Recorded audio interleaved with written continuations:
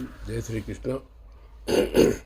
हा व्हिडिओ गीता ऑलिम्पियाड 2025साठी आहे. ओम श्री परमात्मने नमः. श्रीमद्भगवद्गीता अथ द्वादशोऽध्यायः.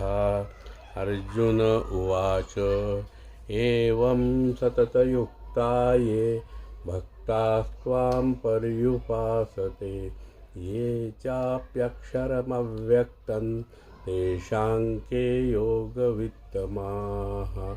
श्रीभगवानुवाच मय्यावेश्य मनो ये मां नित्ययुक्ता उपासते श्रद्धया परयोपेताः ते मे युक्ततमा मताः.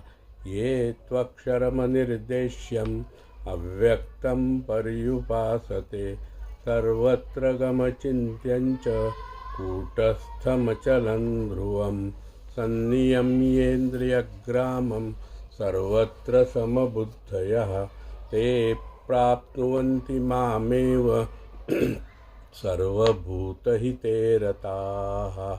क्लेशोऽधिकतरस्तेषाम् अव्यक्तासक्तचेतसाम् अव्यक्ता हि गतिर्दुःखं देहवद्भिरवाप्यते.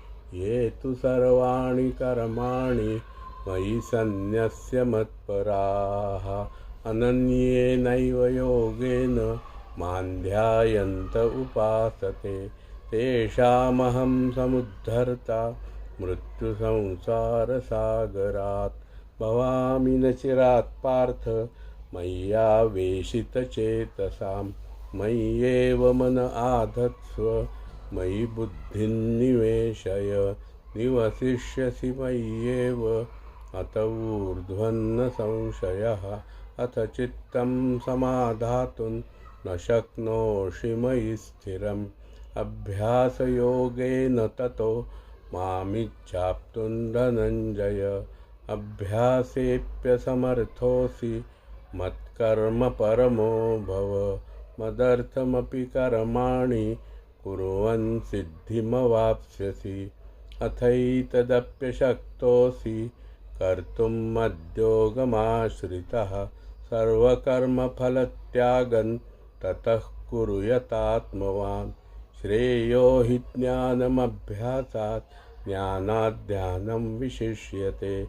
ध्यानात् कर्मफलत्यागात् शान्तिरनन्तरम्. जय श्री कृष्ण.